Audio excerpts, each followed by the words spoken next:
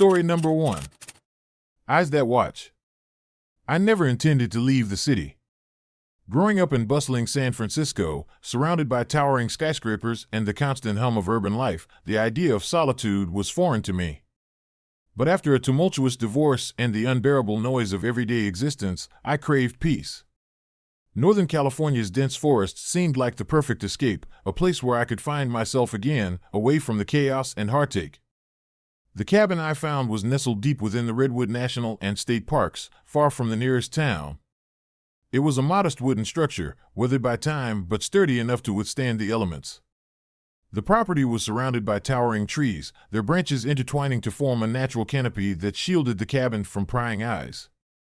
The solitude was intoxicating, the silence a balm for my weary soul. The first few days were idyllic. I spent my mornings hiking through the trails, breathing in the crisp, pine-scented air, and my afternoons reading by the fireplace. The only sounds were the rustling of leaves, the distant call of birds, and the occasional snapping of twigs under the weight of unseen animals. I felt a sense of liberation, free from the constant barrage of city life. But as the days turned into weeks, an undercurrent of unease began to seep into my peace. It started with the sounds, faint knocks on the wooden walls of the cabin that I initially dismissed as the settling of an old house or the playful antics of forest creatures. At night, the howls of wolves or the distant cries of owls replaced the comforting sounds of nature, adding a layer of mystery to the dark hours.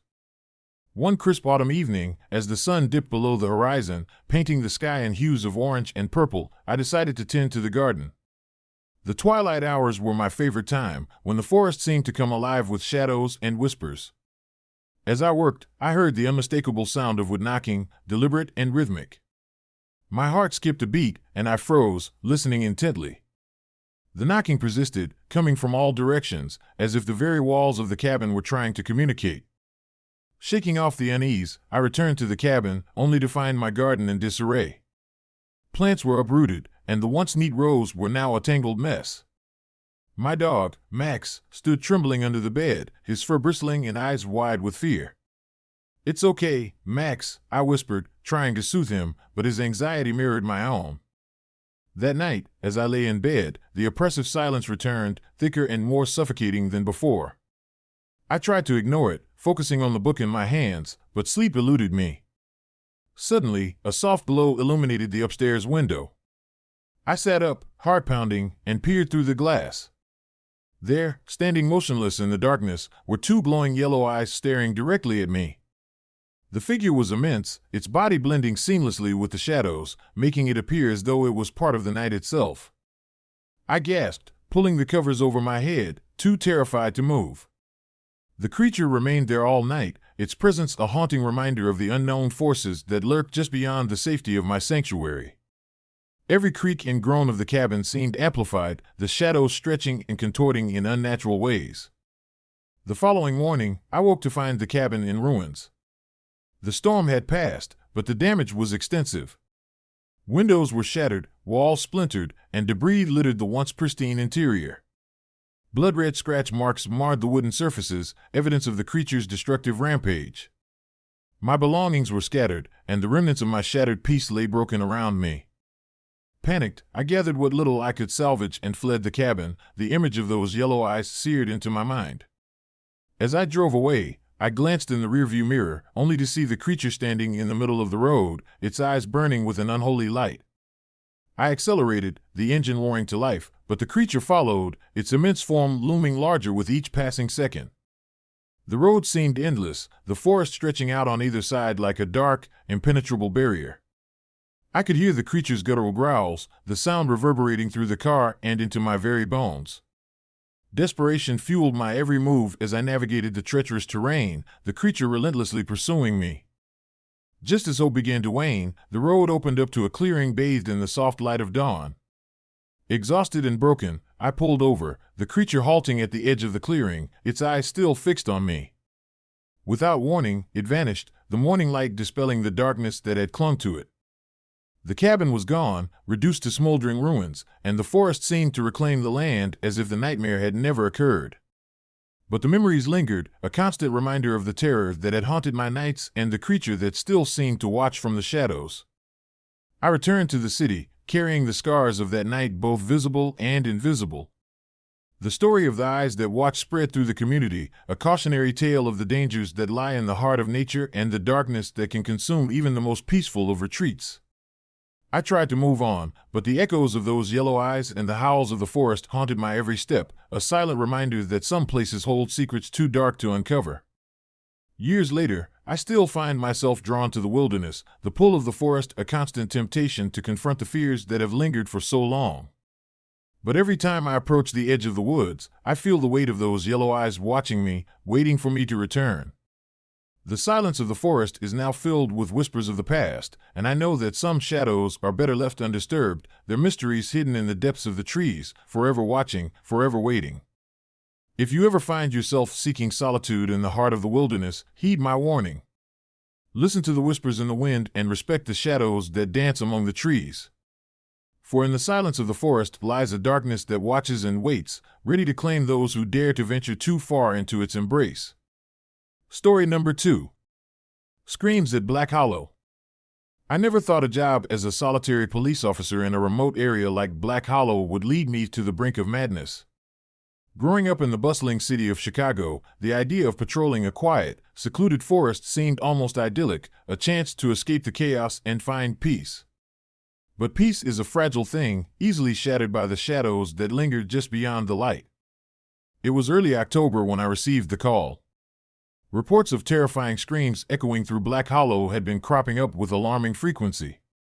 The local community was on edge, whispering about restless spirits and unseen terrors lurking in the dense woods. As the sole officer in the vicinity, it was my responsibility to investigate and restore a sense of safety. Driving down the narrow, winding roads leading to Black Hollow, I couldn't shake the feeling of unease that settled over me. The forest loomed ahead, its towering pines casting long, ominous shadows across the winding path. The sun was beginning to set, painting the sky in hues of orange and purple, but an unsettling stillness hung in the air, broken only by the occasional rustle of leaves. Upon arrival, I met with the concerned residents who had reported the screams. They described hearing anguished cries late at night, emanating from deep within the forest.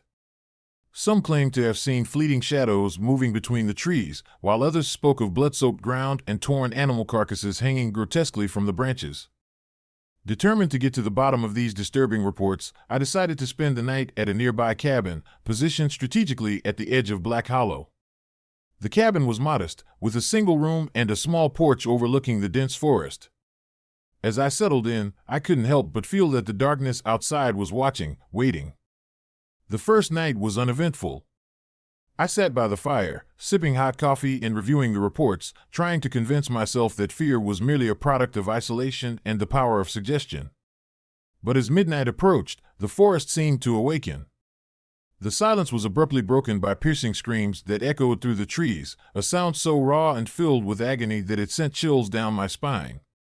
I grabbed my flashlight and cautiously stepped outside, the cold night air biting at my skin. The screams continued, growing louder and more desperate, reverberating through the stillness. Following the sound, I ventured deeper into the forest, my heart pounding with a mix of fear and determination. After what felt like hours, I stumbled upon a gruesome scene. Massive deer carcasses were torn apart, their lifeless bodies hanging from the gnarled branches of ancient trees. Blood pooled on the ground, forming dark, sticky patches that glistened under the flashlight's beam. The sight was horrifying, a testament to the brutality of whatever, or whoever, was responsible. As I stood there, trying to make sense of the carnage, the temperature dropped sharply. My breath became visible, and a thick fog began to envelop the area, obscuring my vision. The screams ceased abruptly, replaced by an oppressive silence that pressed down on me like a physical weight. I felt a presence, an unseen force watching my every move, heightening my sense of dread. Suddenly, the forest erupted with movement. My flashlight flickered, struggling against the encroaching darkness, until a massive form materialized before me. It was a creature unlike anything I'd ever seen, towering and grotesque, its body covered in blood-soaked fur, long, sinewy arms ending in razor-sharp claws. Its eyes glowed a malevolent red, fixed intently on me with an intensity that seemed to pierce through my very soul. Panic surged through me as I turned to flee, but the creature moved with unnatural speed, its heavy footsteps pounding the ground as it closed the distance between us. I sprinted through the dense underbrush, branches whipping against my face, my heart racing as the creature's guttural growls echoed behind me. Every step felt like a struggle, the forest becoming a labyrinth of fear and desperation. In a final, frantic dash, I reached the edge of the forest and dove into my patrol car, slamming the door shut just as the creature lunged towards me. I fumbled with the keys, my hands trembling, and managed to start the engine. As I sped away, I glanced in the rearview mirror, my blood running cold as I saw the creature standing in the middle of the road, its red eyes glaring at me with a wrathful intensity. The drive back to the cabin was a blur of fear and adrenaline. The forest seemed to stretch endlessly behind me, the sounds of the creature's pursuit fading into the night. But the damage had been done. As dawn broke, I returned to the cabin, exhausted and traumatized by the night's events. The interior was a mess, objects scattered, windows shattered, and deep scratch marks gouging the walls where the creature had clawed its way in. The next morning, I tried to rationalize what had happened, convincing myself that it was some sort of wild animal, perhaps a bear, driven to aggression by the reports of animal carcasses. But the evidence was undeniable, the enormity of the scratches, the sheer size of the footprints, and the blood that stained the ground pointed to something far more sinister. Unable to shake the terror that gripped me, I made the difficult decision to resign from my position the very next day. The nightmares began almost immediately, vivid and unrelenting, filled with the creature's red eyes and the echoing screams of the forest.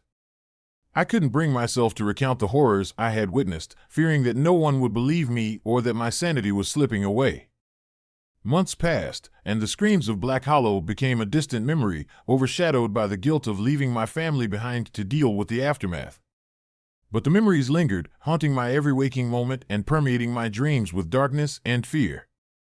I tried to move on, seeking solace in therapy and the support of loved ones, but the shadows of that night continued to follow me, a relentless reminder of the terror that once consumed me.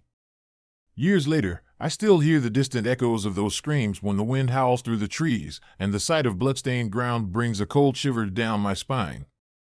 Black Hollow remains a place of fear and mystery, its secrets hidden beneath the canopy of ancient pines, waiting for the next unsuspecting soul to uncover its dark truths. If you ever find yourself venturing into the depths of Black Hollow, heed the warnings of the locals and respect the land you tread upon. For in the heart of the forest lies a darkness that preys on the unwary, a shadow that watches and waits, ready to claim those who dare to disturb its eternal slumber. Story number 3. The Shadow on the Trail. I never believed in monsters. Growing up in the small town of Helena, Montana, surrounded by vast expanses of wilderness, I thought I knew the land and its secrets. But nothing could have prepared me for the terror that awaited me deep in the heart of the Rockies. It was late October, the kind of crisp fall day that painted the mountains in hues of orange and gold. My friend, Mike, and I had planned this hunting trip for months. Both seasoned hunters, we sought the thrill of tracking a large bear, the prize that would validate our skills and provide a memorable story for the town's next gathering. The trails were familiar, winding through dense forests and over rocky outcrops, each step taking us further into the untamed wilderness. On the third day of our expedition, we stumbled upon tracks that sent a chill down my spine. They were bear tracks, undoubtedly, but far larger than any bear I'd ever encountered. The prints were deep, the toes splayed wider, and the stride longer, indicating a creature of immense size and strength. Mike's eyes gleamed with excitement. "This is it," he whispered, his voice a mix of anticipation and awe. "A real trophy." We followed the tracks with renewed vigor, the trail leading us deeper into the forest than we'd ever ventured before. As the afternoon sun began to wane, the forest grew quieter, the usual sounds of wildlife conspicuously absent. An unsettling silence settled over us, broken only by the crunch of leaves under our boots and the distant call of an eagle.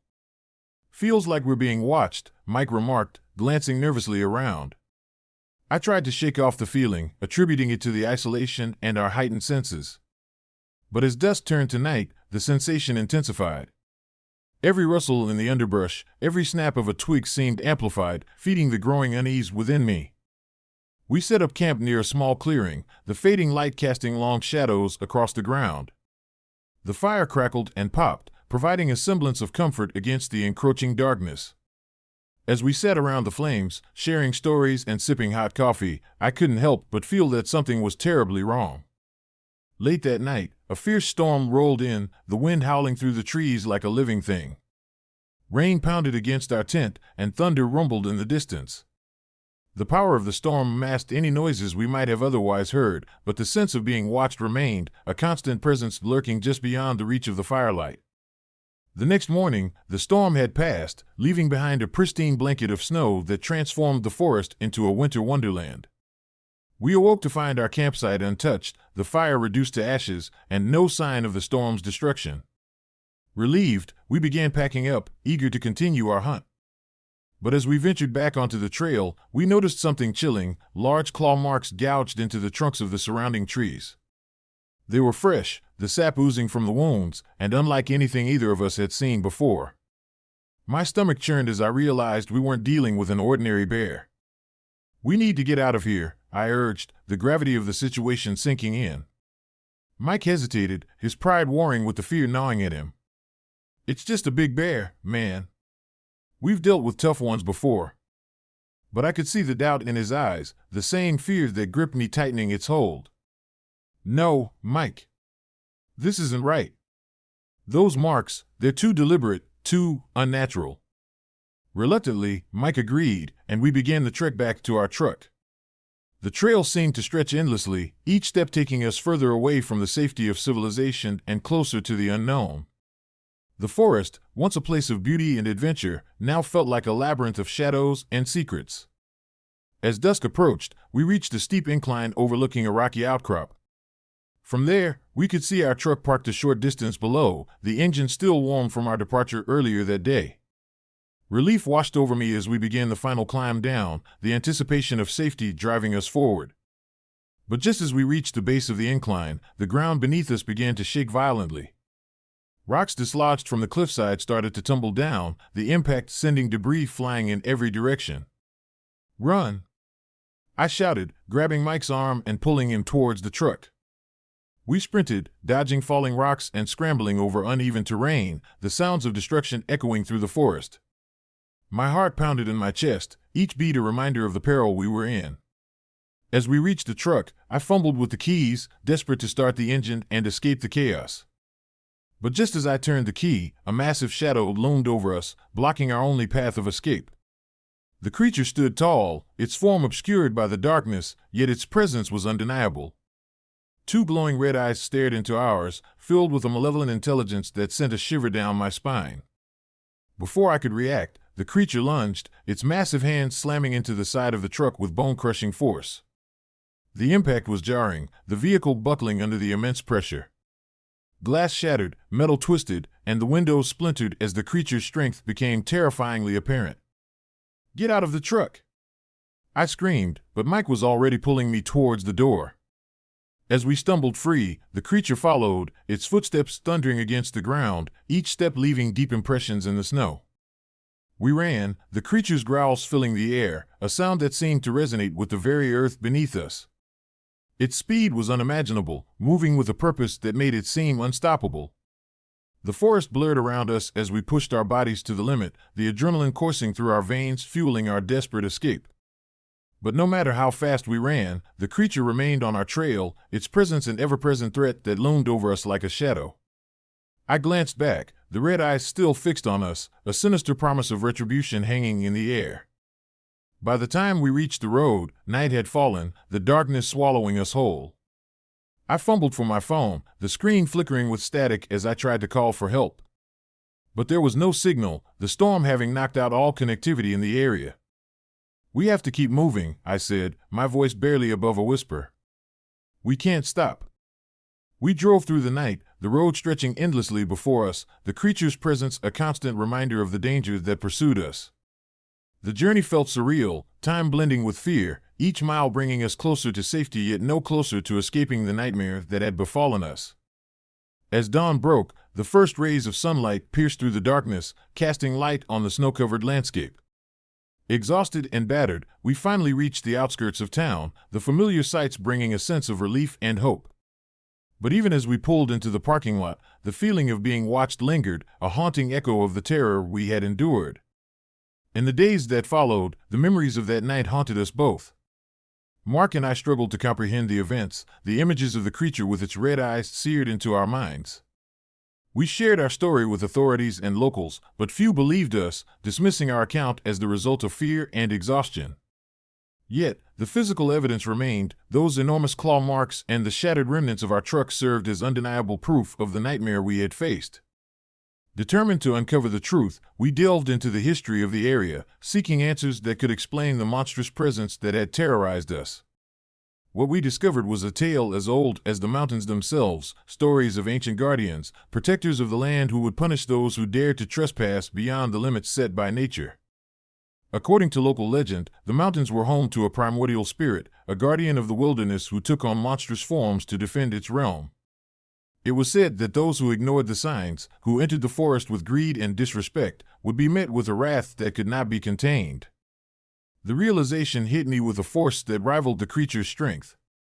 We had been warned, and yet we had pushed forward, driven by ambition and a thirst for adventure. Now, we were paying the price for our hubris, hunted by a force that was both ancient and relentless.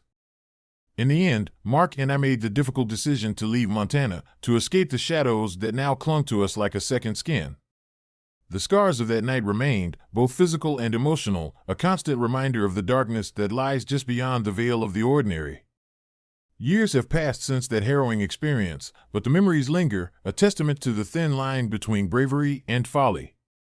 I often find myself gazing out at the Rockies, the towering peaks a silent witness to the terror that once unfolded beneath their watchful gaze. The creature's red eyes still haunt my dreams, a reminder that some legends are born from truth, and some shadows conceal horrors best left undisturbed. If you ever find yourself venturing into the remote wilderness, heed the warnings of those who know the land. Respect the boundaries set by nature, and remember that the forest holds secrets that are not meant to be uncovered. For in the heart of Montana's mountains lies a darkness that waits patiently, ready to claim those who dare to challenge its ancient wrath. Story number 4. Silent Camp. I never imagined that a weekend getaway with my family in the Appalachian Mountains would turn into a nightmare etched into my very soul. Growing up in Chicago, surrounded by the relentless pace of city life, the idea of escaping to the serene wilderness was both enticing and foreign. When my wife, Karen, and our 2 children, Emily and Jack, decided to take a break from our hectic schedules, camping in the remote stretches of Appalachia seemed like the perfect solution. We arrived on a crisp September afternoon, the vibrant colors of autumn painting the landscape in hues of red, orange, and gold. The air was fresh, filled with the scent of pine and the promise of tranquility. The campsite we chose was nestled deep within the forest, far from the nearest town, offering us the solitude we desperately sought. Our first night was blissfully peaceful. We set up our tent near a small clearing, the crackling fire providing warmth and light as we shared stories and toasted marshmallows. The children laughed and played, their joyful noises blending harmoniously with the sounds of the wilderness. As the night deepened, the forest settled into an almost eerie silence, broken only by the occasional rustle of leaves or the distant call of an owl. The second morning dawned with an unsettling stillness. No bird sang, and the usual chorus of insects was conspicuously absent. Karen mentioned it over breakfast, her brow furrowed with concern. "It's so quiet today. Not the usual sounds we expect in the woods." I shrugged it off, blaming the weather or perhaps the early hour. But as the day progressed, the silence grew heavier, a palpable presence that seemed to press in on us from all sides. By late afternoon, we decided to explore a nearby trail, hoping to shake off the unease that had settled over our campsite. The trail was narrow and winding, leading us deeper into the heart of the forest. The trees stood tall and silent, their branches intertwining to create a canopy that blocked out most of the sunlight. As we ventured further, the path became less defined, overgrown with thick underbrush and moss-covered rocks. It was easy to lose our sense of direction, but we pressed on, driven by the desire to experience the untouched beauty of nature. Suddenly, Emily tugged at my sleeve, her face pale with fear. "Dad, look," she whispered, pointing towards a peculiar sight just off the trail. Ahead of us stood a series of wooden structures, intricately carved and arranged in a pattern that seemed both deliberate and sinister. They resembled small cabins or watchtowers, their presence incongruous in the natural setting. That's strange, I murmured, squinting to get a better look. I've never seen anything like this before. Karen approached cautiously, her eyes scanning the area for any signs of life. It must be an old ranger station or something, she suggested, though her tone lacked conviction. We decided to investigate, curiosity overcoming our initial apprehension. As we drew closer, the air grew colder, the oppressive silence returning with a vengeance. The structures were in disrepair, there were rotting and windows shattered, but there was something unsettling about their arrangement. It felt as though they were positioned to observe something, or someone, hidden within the forest. Without warning, a loud snap echoed through the trees, and the ground beneath us seemed to tremble. Panic surged through me as I grabbed Karen's hand, pulling Emily and Jack along. Let's go back, I urged, my voice tight with fear. But as we turned to retrace our steps, I realized that the trail had vanished. Where once there was a clear path, now only an impenetrable thicket stood between us and our campsite. The footprints we had followed earlier were gone, as if swallowed by the forest itself. Desperation set in as we pushed through the dense underbrush, the shadows lengthening with the fading light. The air grew thick with a sulfur-like odor, making it difficult to breathe. My heart pounded in my chest as I scanned the area for any sign of help, but the forest remained unyielding in its silence. Just as night began to fall, we stumbled upon our campsite, but what met our eyes was a scene of utter devastation. The tent was torn apart, our belongings scattered and trampled.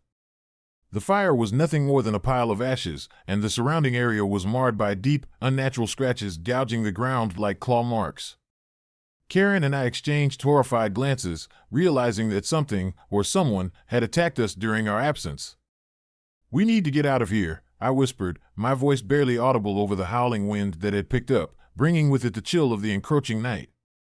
With no other option, we gathered what little we could salvage and began the arduous trek back into the forest. The darkness seemed to press in on us, every rustle and snap of a twig amplified by our fear. The whispers we had heard earlier returned, now transformed into guttural growls that echoed through the trees, sending shivers down our spines. Suddenly, a colossal hand shot out from the shadows, grabbing Jack by the shoulder and yanking him towards the darkness. I screamed in terror, lunging to save him, but the grip was too strong. His cries echoed through the night as he was pulled into the blackness, disappearing without a trace. Karen and I were paralyzed with fear, unable to move or react as the creature behind us stepped into the flickering light of our remaining lantern. It was a monstrous figure, towering and hulking, its eyes glowing red with malevolent intent. Its fur was matted and tangled, and its breath heavy and ragged, fogging up the cold night air. The creature loomed over us, its presence oppressive and terrifying. "Leave, now." It growled, the words resonating with a dark power that sent waves of fear crashing over me. Desperate to protect Karen, I shoved her behind me and tried to find a way to fend off the creature. But it was too powerful, its sheer size and strength overwhelming any semblance of resistance. The ground beneath us trembled as it advanced, the sound of its footsteps pounding like the beating of a war drum. "Please, let us go," I begged, my voice cracking with emotion. "We mean no harm." The creature paused, its glowing eyes fixed on me, and for a moment, I saw a flicker of something resembling sorrow beneath the rage. But before I could comprehend it, the beast lunged, its massive claws slashing through the air with deadly precision. I barely dodged the attack, the air tearing around me as I scrambled to keep Karen safe. In a final, desperate act of survival, I grabbed Karen and dragged her away from the creature, our footsteps echoing in the frozen silence of the night. The storm raged around us, the wind howling like a chorus of tormented souls, but we pushed forward, driven by sheer willpower and the primal instinct to survive. Hours passed as we fought our way through the forest, the darkness pressing in on us from all sides. The whispers and growls faded as we distanced ourselves from the campsite, but the fear remained, a constant shadow in our minds. By the time the first light of dawn broke through the trees, we were exhausted, our bodies battered and broken, but alive. We reached the edge of the forest just as the sun began to rise, its golden rays cutting through the remnants of the storm.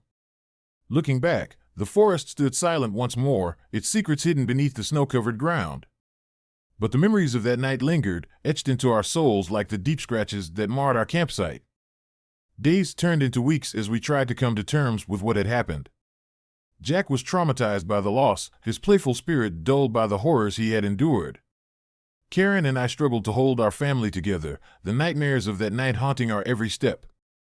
The whispers in the wind and the red eyes of the creature remained vivid in our minds, a constant reminder of the darkness that lurked just beyond the safety of our lives. In the aftermath, we sought help from local authorities and paranormal experts, desperate to understand the malevolent force that had attacked us. But the truth remained elusive, the legends of the Whispering Forest intertwining with our personal tragedy. Some spoke of ancient spirits guarding the land, while others believed it was a creature born from the collective fear and sorrow of those who had perished in the wilderness.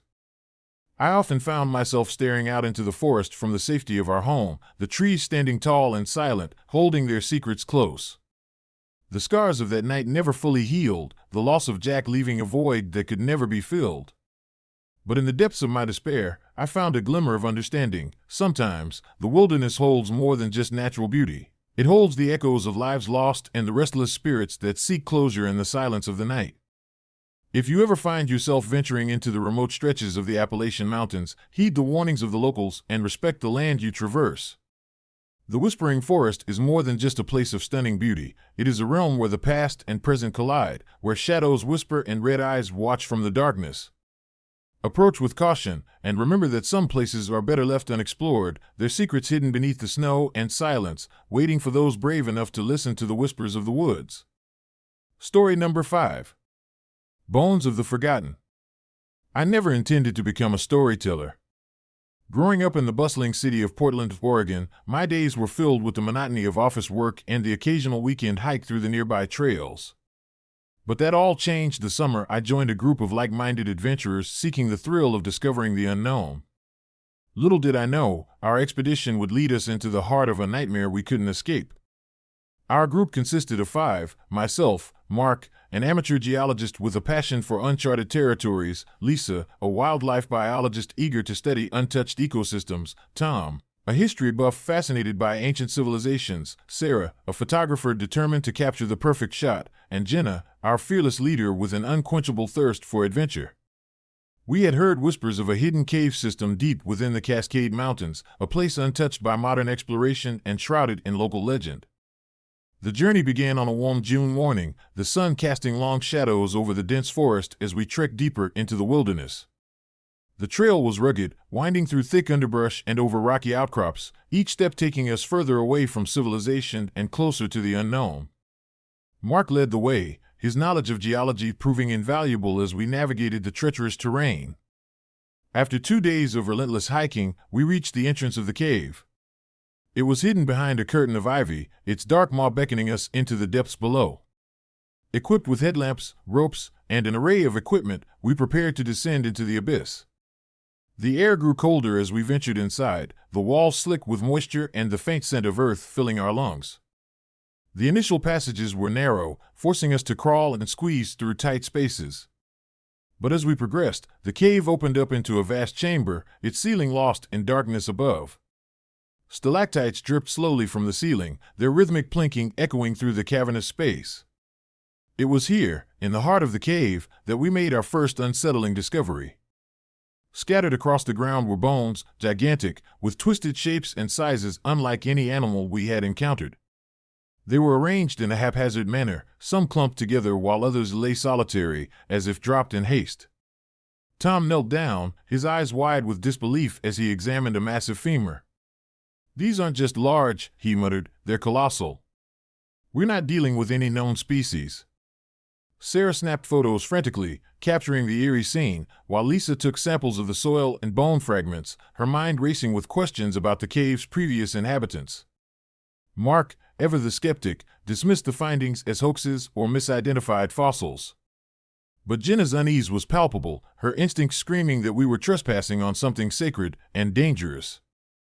As night fell, we decided to set up camp within the cave, the flickering light of our lantern casting long, dancing shadows on the walls. The temperature plummeted, and an oppressive silence settled over the chamber, broken only by the distant drip of water and the occasional rustle of bats overhead.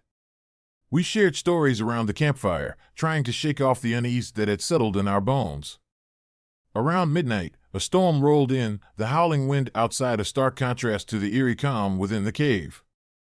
It was then that we began to hear it, the faint sound of whispers, barely audible over the storm's fury. At first, we dismissed it as the wind playing tricks on our minds, but the whispers grew louder, more distinct, as if calling out to us from the darkness. Mark, ever the rationalist, tried to calm us down. "It's just a storm," he insisted, though his voice lacked conviction. But the whispers continued, weaving through the cavern like invisible threads, their words unintelligible yet filled with a palpable sense of despair. As the night deepened, the whispers evolved into haunting cries, their tones shifting from sorrowful pleas to guttural growls. The air grew thick with tension, and the bones around us seemed to resonate with an otherworldly energy.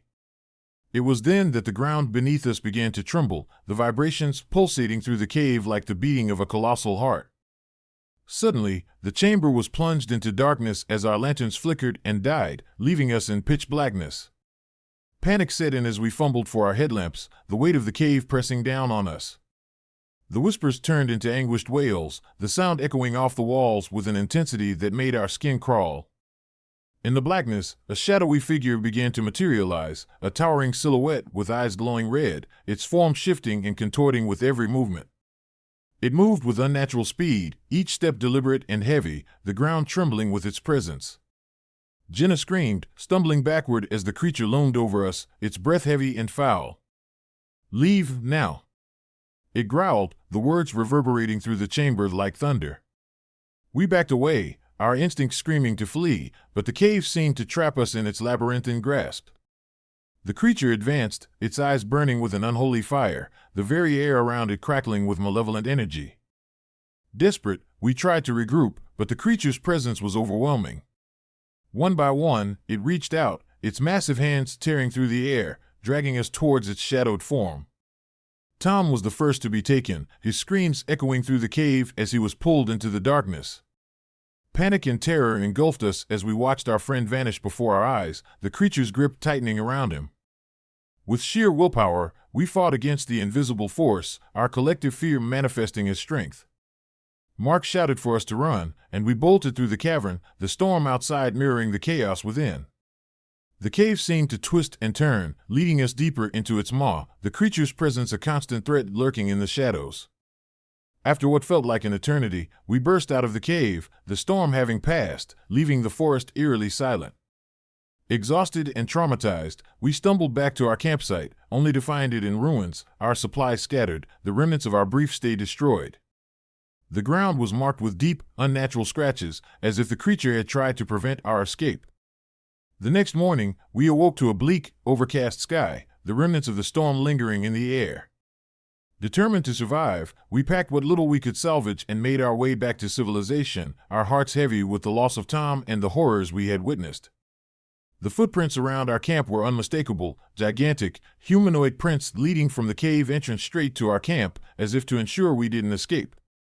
Upon our return to Portland, we were met with skepticism and disbelief.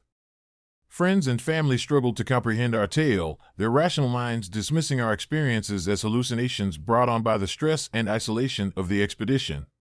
But the scars on our bodies and the haunted looks in our eyes told a different story, one of survival against an unimaginable terror. Months passed, and the memory of that night lingered like a shadow over our lives. Laura and I tried to move on, but the absence of Tom weighed heavily on us, his loss a constant reminder of the dangers lurking in the unknown. The whispers of the cave haunted our dreams, their sorrowful pleas echoing in the recesses of our minds. In the aftermath, I became obsessed with uncovering the truth behind the cave and the creature that had taken Tom. Research led me to ancient legends and forgotten tales of monstrous beings that roamed the earth, bound to protect their sacred grounds from trespassers. It was said that these creatures were the remnants of a forgotten civilization, their spirits forever bound to the places they once inhabited. Determined to honor Tom's memory and to understand the forces that had nearly claimed our lives, I delved deeper into the history of the Cascade Mountains, seeking out experts and historians who could shed light on the legends that seemed to intertwine with our reality. Each discovery only deepened the mystery, revealing a tapestry of myths and truths that blurred the line between fact and folklore. One evening, as I sat in my study surrounded by maps, journals, and photographs, Laura approached me with a newfound resolve. "We need to go back," she said softly. "Not just to remember Tom, but to put an end to this nightmare." I hesitated, the memory of our terrifying ordeal still fresh in my mind.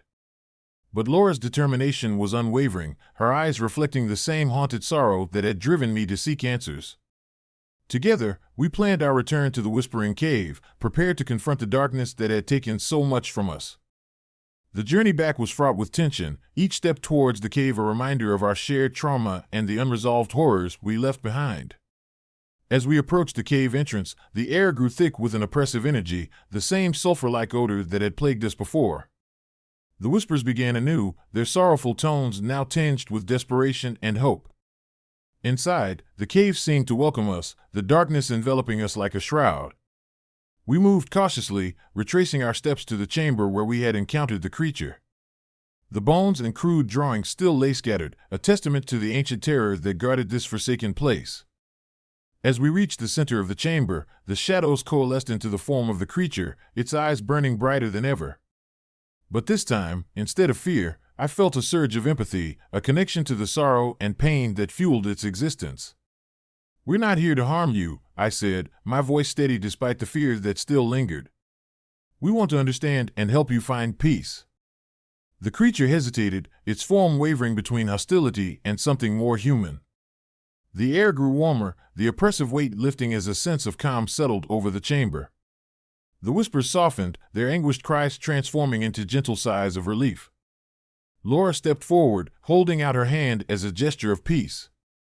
"Please, let us help you," she whispered, her voice filled with compassion.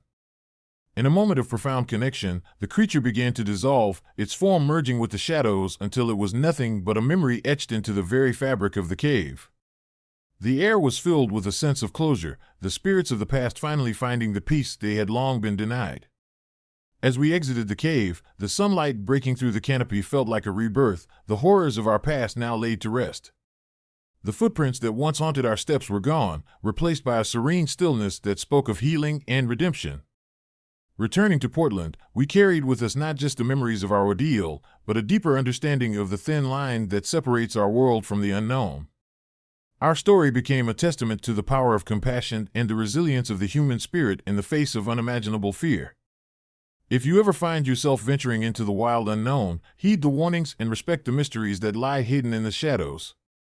For sometimes, the most terrifying horrors are born from sorrow and pain, waiting for someone brave enough to offer a hand of empathy and help them find the peace they so desperately seek. Story number 6. Shadows in the Snow. I never planned to stay alone in the Alaskan wilderness. Growing up in Chicago, surrounded by the relentless noise and the ever-present hum of the city, the idea of solitude was both foreign and intimidating. But life has a way of pushing you into corners you never intended to explore. After a particularly grueling year at the forestry department, I needed a break, a chance to reset and reconnect with nature. The opportunity came in the form of a temporary position monitoring wildlife in one of Alaska's most remote regions. Reluctantly, I accepted, thinking a month in isolation would do me good. The cabin was situated deep within the boreal forest, miles away from the nearest town. It was a modest structure, built from sturdy logs and designed to withstand the harshest of winters. Inside, it was cozy enough with a wood-burning stove, a small kitchen, and a single bedroom. The silence was deafening, broken only by the occasional rustle of leaves or the distant call of a loon. I set up my equipment, unpacked my gear, and settled into a routine of patrolling the trails and documenting wildlife activity. The first few days were peaceful. I enjoyed the simplicity of life without the constant distractions of urban living. Mornings were spent sipping hot coffee on the porch, watching the sunrise paint the snow-covered landscape in hues of pink and orange. Afternoons were dedicated to tracking animal movements, jotting down notes, and capturing photographs of elusive species. Nights were quiet, the darkness pressing in from all sides, the only light emanating from my small lamp and the flickering flames of the stove. But as the days grew shorter and the nights longer, an unsettling feeling began to creep into my routine. It started subtly, an inexplicable chill that settled into my bones, the sense of being watched even when I was alone. I dismissed it as cabin fever, the result of prolonged isolation and the monotony of my tasks. Yet, the unease persisted, gnawing at the edges of my sanity. One particularly harsh night, a fierce snowstorm descended upon the forest. The wind howled like a living thing, battering the cabin with relentless fury. I huddled near the stove, listening to the storm rage outside, the sound of ice clattering against the windows. The power was out, plunging the cabin into near darkness. I lit a few candles, their flickering flames casting long, dancing shadows across the walls. Around midnight, the silence was shattered by an eerie noise, a series of heavy thuds that echoed from the direction of the forest. My heart pounded as I strained to listen, trying to pinpoint the source. The sounds were deliberate, rhythmic, almost deliberate. I grabbed my flashlight and ventured out into the storm, the beam cutting through the blinding snow. As I trudged through the deep drifts, the footprints caught my eye. They were enormous, far larger than any bear I'd tracked before. Deep, elongated prints leading from the forest edge straight to the cabin's window. My mind raced, attempting to rationalize the discovery. Bears leave tracks, yes, but these were something else, something unnatural. I returned to the cabin, my breath visible in the freezing air, and peered through the frosted glass. At first, I saw nothing but the swirling snow outside. But then, a shape began to materialize, a towering figure, its form obscured by the blizzard. Slowly, the outline of a massive creature took shape, its fur matted and eyes glowing a sinister red. It pressed its face against the window, its breath fogging up the glass, making the features blurry and indistinct. Frozen in terror, I watched as the creature stood there, staring directly at me. Its presence was oppressive, filling the cabin with a palpable sense of dread. I wanted to scream, to run, but my body refused to obey. The creature remained there all night, its silent vigil a haunting reminder of the darkness that lurked just beyond the safety of my walls. Morning arrived with a fragile calm. The storm had passed, leaving a pristine blanket of snow in its wake. But the damage was evident. The cabin's windows were shattered, the glass scattered across the floor like ice shards. The door hung ajar, swaying gently in the breeze.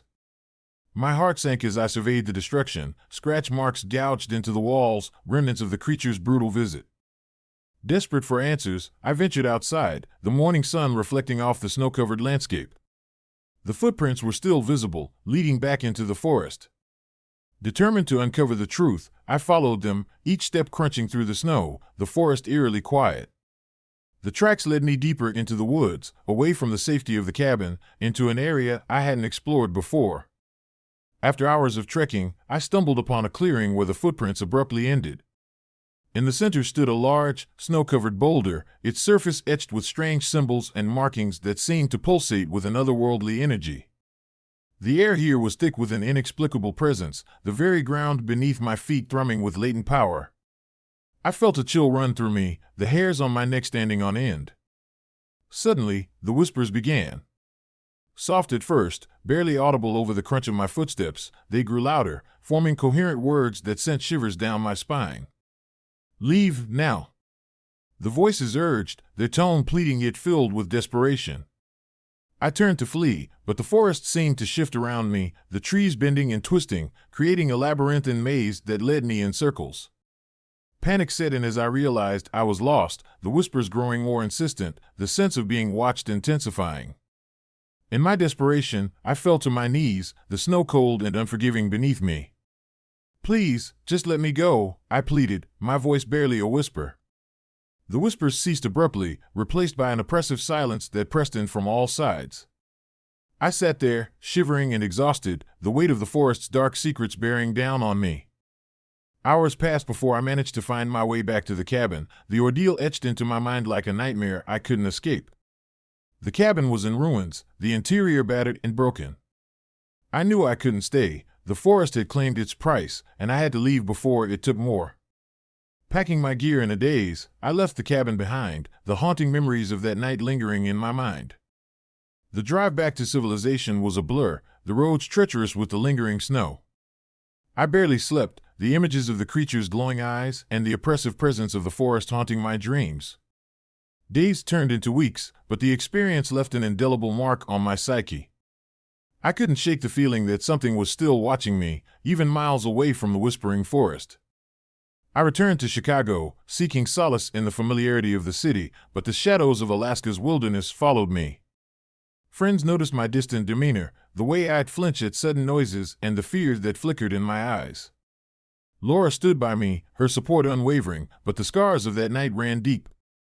Years later, I still think about the whispering forest and the horrors that unfolded beneath its snow-covered canopy.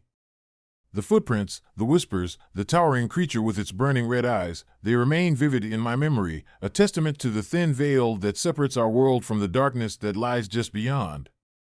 If you ever find yourself venturing into the remote wilderness, heed the warnings of those who've walked before you. Respect the land and the secrets it holds, for sometimes the most terrifying shadows are born from the depths of nature's unforgiving embrace. And remember, in the heart of the storm, when the world is cloaked in white and silence, there are forces that watch and wait, ready to claim those who dare to trespass into their eternal domain. Story number 7. Whispers in the Woods. I never considered myself superstitious. Growing up in the heart of Seattle, surrounded by the sprawling urban landscape and the steady hum of city life, the idea of haunted forests or restless spirits seemed more like a storybook fantasy than reality. But when my friends and I decided to embark on a weekend hiking trip deep into the wilderness of Washington, we didn't think twice about the locals' warnings about the so-called whispering forest. It was late September, the air crisp with the promise of autumn. Our group of 5, Mike, Jenny, Tom, Lisa, and me, had all been eager for a break from our hectic lives. The Whispering Forest was infamous for its beauty, with towering pines and dense underbrush, but also for the eerie tales that locals shared in hushed tones. They spoke of strange noises at night, unexplained disappearances, and an overwhelming sense of being watched. We laughed off their stories, attributing them to overactive imaginations or tall tales spun to keep people away from the secluded trails. The first day of our hike was everything we hoped for. We trekked through vibrant foliage, the ground carpeted with fallen leaves, and the scent of pine filling our lungs. By evening, we set up camp near a clearing, the fading light casting long shadows among the trees. As night descended, the forest transformed. The sounds of wildlife gave way to an oppressive silence, broken only by the occasional rustle of leaves. Around midnight, as we sat around the campfire sharing stories, I heard at first a faint whispering that seemed to come from nowhere and everywhere at once. I glanced around, trying to locate the source, but saw nothing out of the ordinary. Probably just the wind, I reassured myself, though unease gnawed at me. Minutes later, the whispering grew louder, more insistent. It was like a chorus of voices, speaking in a language I couldn't understand, their tones urgent and pleading. Jenny looked pale, her eyes wide with fear. "Guys, do you hear that?" she whispered, her voice trembling. We fell silent, straining to listen. The whispers persisted, weaving through the trees like invisible threads. Suddenly, the fire flickered violently, and a cold gust of wind swept through the clearing, extinguishing the flames. We were plunged into darkness, the whispers now accompanied by the distant sound of footsteps crunching on the underbrush. "Let's stay calm," Tom said, trying to keep his voice steady. "It's probably just animals." But the footsteps grew closer, the ground trembling under the weight of something massive. Our flashlights flickered back on, casting eerie beams through the trees. In the distance, giant footprints appeared in the soft earth around our camp, their size unlike anything we'd ever seen. They circled the clearing, stopping just short of where we sat. Suddenly, the whispers turned into guttural growls, the sound filled with malice and intent. From the darkness emerged a towering figure, its silhouette imposing against the night sky. It moved with unnatural speed, each step deliberate and heavy, its eyes glowing a menacing red that pierced through the blackness. "Run!" Mike shouted, grabbing his gear and pulling Jenny towards the trail. Panic erupted as we scattered into the forest, the creature's growls echoing behind us like a relentless pursuit. The trees blurred as we sprinted, branches whipping against our faces, roots tripping our feet. Every snap of a twig, every rustle of leaves seemed magnified, heightening our terror. I tripped over a root, falling hard onto the cold ground. Pain shot through my ankle, and I struggled to get up, my vision swimming from exhaustion and fear. Behind me, the creature loomed, its presence oppressive and terrifying. I could hear its heavy breathing, the sound vibrating through the air like a death knell. Summoning every ounce of strength, I dragged myself forward, determined not to become another victim of the whispering forest. My friends were scattered, each dealing with their own bouts of fear and desperation. I stumbled through the dense foliage, the whispers fading as I distanced myself from the clearing, but the fear remained, an ever-present shadow in my mind. By dawn, I found myself alone, the forest quiet once more, save for the distant songs of morning birds. My ankle throbbed, and my clothes were torn and stained, but I was alive. Exhausted, I made my way back to the trail, guided by the weak rays of sunlight filtering through the trees. The hike back was grueling, each step a reminder of the night's horrors. When I finally emerged from the forest, the sight of civilization was a balm to my traumatized mind. I limped to the nearest ranger station, recounting our ordeal to a sympathetic officer who assured me that we weren't alone. Others had reported similar encounters, though none had survived to tell the tale. In the weeks that followed, I struggled to piece together what had happened. The Whispering Forest was shrouded in mystery, its dark reputation only deepened by our experience. Locals continued to warn outsiders, but our story added a new layer of fear to the already haunted trails. I couldn't shake the feeling that something malevolent lurked in the shadows, waiting for its next prey. Nights were the worst, sleep eluded me as I replayed the events over and over, the whispers and growls echoing in my mind. Laura tried to comfort me, but the scars of that night ran deep, both physical and psychological. One evening, months after our ordeal, Laura and I decided to return to the Whispering Forest, not to confront our fears, but to honor those who had been lost to its dark embrace. We set up camp near the same clearing, the memories of that night haunting our every move. As we sat around the fire, the familiar whispering began once more, softer this time, almost sorrowful. This time, I said, my voice barely above a whisper, we're not running. We lit the fire, its warmth a stark contrast to the cold whispers surrounding us. As we faced the forest, the whispers grew louder, more coherent. Slowly, shapes began to form in the darkness, ghostly figures of those who had fallen victim to the forest's wrath. Their eyes held a mix of sorrow and anger, their presence a reminder of the thin veil between our world and the supernatural. We began to speak, offering words of apology and remembrance, acknowledging the lives lost to the Whispering Forest. The whispers softened, the growls transforming into gentle sighs as the spirits found a semblance of peace. The giant footprints around our camp faded, replaced by a serene silence that enveloped us like a protective blanket. As dawn broke, the forest seemed to breathe a sigh of relief, the oppressive atmosphere lifted. We packed up our camp, the spirit's gratitude evident in the tranquil stillness that now surrounded us. The Whispering Forest remained a place of beauty and mystery, its dark secrets still hidden beneath the canopy of trees. But we had faced our fears, honored the lost souls, and found a sense of closure that allowed us to move forward. Years have passed since that fateful trip, but the memories of the Whispering Forest linger like an indelible scar on my soul. I often find myself drawn back to the tales of haunted woods and restless spirits, a reminder of the thin line that separates our reality from the unknown. The experience taught me that sometimes, facing the darkness requires not just courage, but compassion, a willingness to listen to the whispers of those who can no longer speak for themselves. If you ever find yourself venturing into the depths of a mysterious forest, heed the warnings, but also listen to the whispers in the wind.